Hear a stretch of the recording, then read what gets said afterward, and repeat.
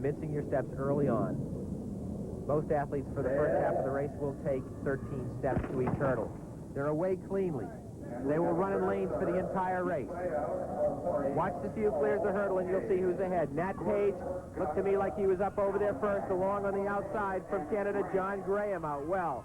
Lloyd Gus is leading at this time, I believe, and they very wisely have decided to run this race in the opposite direction, so they'll have the wind at their back as they come down that final straightaway, and Lloyd Gus is running a good race in lane 5. Tony Valentine is out well in lane 6, but now here comes Nat Page. Gus appears out of it. He's hit hurdles. It's Nat Page running very smoothly. Tony Valentine from the U.S. on the outside. It's Page, who has not missed his steps and is running smoothly. Graham is in third, O'Mori in fourth. It's Page powering to the finish. Valentine struggling for second. Graham may have caught him for third, and it looks like O'Mori for fourth. That Page winning in a superb, smooth, well under control effort. Well, it was a very interesting race. There were a lot of changes, and I attribute some of that to the wind. You see, Gus was out very well, but as he came off of that last hurdle, he was a little bit off balance, and he really paid for that as he went from a close second to way back to fifth. And Nat Page running well here. These last two hurdles. Watch on the outside. Tony Valentine may have just gotten nipped by John Graham of Canada. Lynn Grime from New Zealand in lane 2. Gwen Wall from Canada in 3. She's a very good 400-meter on the flat runner, too. The U.S. will have Shawanda Williams in 4. Lynn Stock in 5. Yoko Sato from Japan is in 6.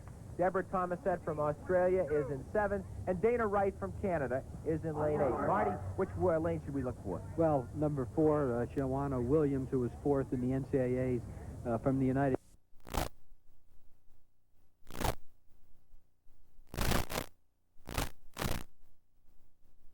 In the world this year for 400 meters. This distance, he's in lane 5.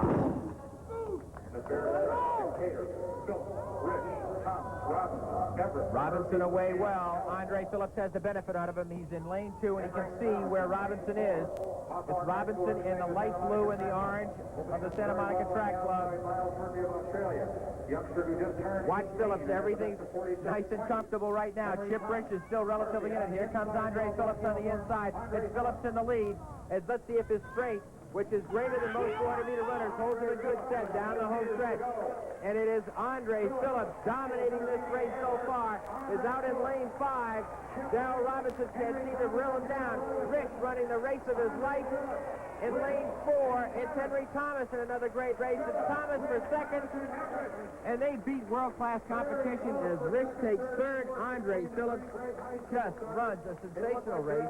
Unofficially his time, 45 and 27 100ths of a second. Very good running.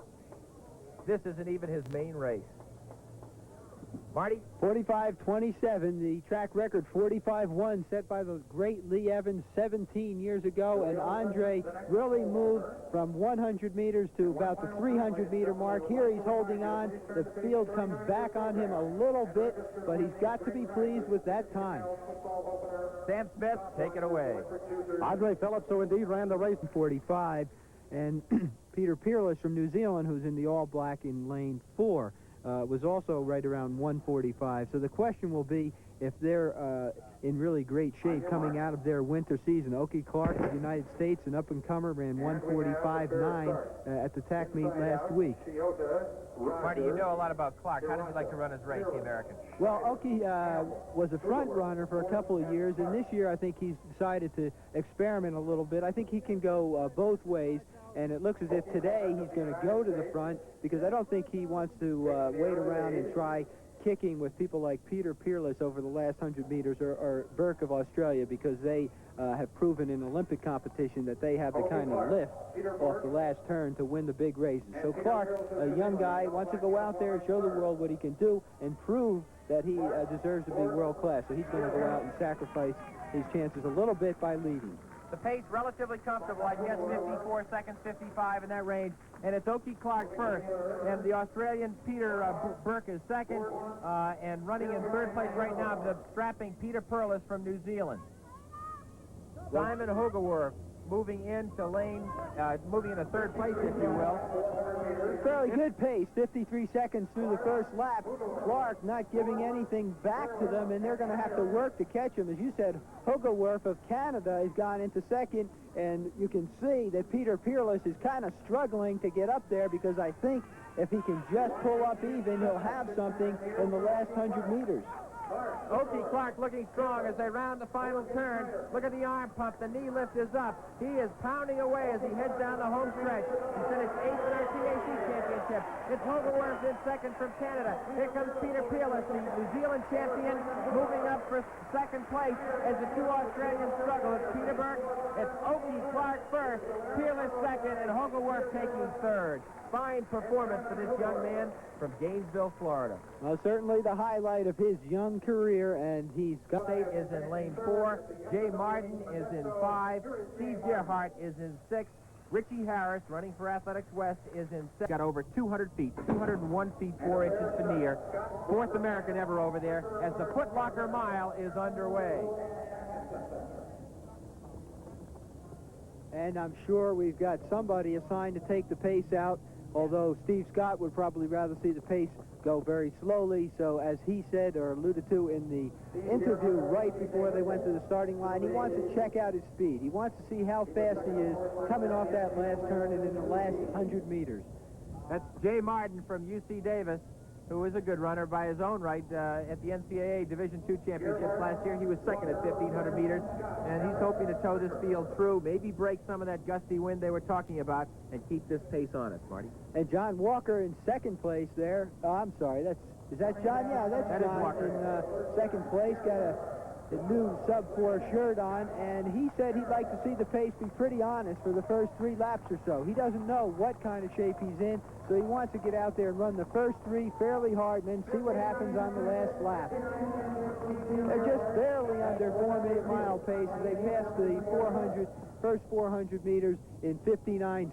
John Walker in second place, and Steve Scott well shielded back in 4th place, but the 3 favorites are right behind the pace setter is John Walker, Ray Flynn, and Steve Scott. Richie Harris with the yellow kerchief on his head in nice position, running a few extra yards, but he's guarding his position. All right, that's Jay Martin to set the field. John Walker in second, and I think if Al Franken were available, he'd give a prod to the leader and try and pick things up here a bit. Ray Flynn is in second. Steve Scott is, or rather in third. That's in red. That is Flynn. Scott on the inside. As they begin to round the straightaway here, coming up to the 800-meter mark. Well, I think we'll see how serious and determined John Walker is about this race, because fairly soon someone's going to have to take over and take the lead, and it looks like it'll be John Walker or Ray Flynn at this point, because Steve Scott's got 9 or 10 races under his belt, and in this field he could be very confident about waiting for the last 50 meters to make his move. That's Jay Martin, who dropped out of the race. His pace-setting choice, I think they hoped for a 1:57 or something like that. He only ran 2:01.5, so the job really wasn't done to the satisfaction, I don't think, of the rest of the field. That's Walker, who's adopted the pace-setting chores up there at 800 meters, and it's Walker running up with a whole host of the pack running right with him. Well, that's Gary Lewis of Fresno State, gone into the lead. They went through the half mile in 2:01, so it's a tactical, slow race, and they'll really be flying on this last lap. I think Steve Scott will be looking to run about 52 or 53 seconds on the last lap. There's Jeff Atkinson. I'm telling you, these other top runners may feel that some of the fellows who may not be able to run with him in the last lap are almost in the way. It's Walker in second place, Flynn in third, Richie Harris with a yellow bandana on his head, as Scott is at the back of the pack. He's asking for trouble back there, and he is kind of boxed out. He's going to have to go wide. 3 minutes, 3 and 9/10 of a second in the last lap. Who do you pick, Marty? You want to take a guess? Well, Steve Scott must feel awful good to hang back there at this late point, but he knows how his body feels, and I think Scott's going to be able to do it. Here goes Ray Flynn trying to take some of the kick out of guys like Scott. It's Flynn and Richie Harris in second. Steve Scott moving off the shoulder. Flynn will try and keep him wide through the whole turn. See if he can hold him off on the turn. It's Flynn and Scott, and Walker is back. Shy of speed work, I guess. Richie Harris in third. Here comes Steve Scott powering away as Ray Flynn with 69 sub-4-minute miles tries to catch him. Steve Scott's going to head to Europe with a big smile on his face as the speed holds true as he wins the Footlocker Classic. Ray Flynn takes second. Richie Harris nudges John Walker for third. Mark Fricker is fourth. Strong tactic.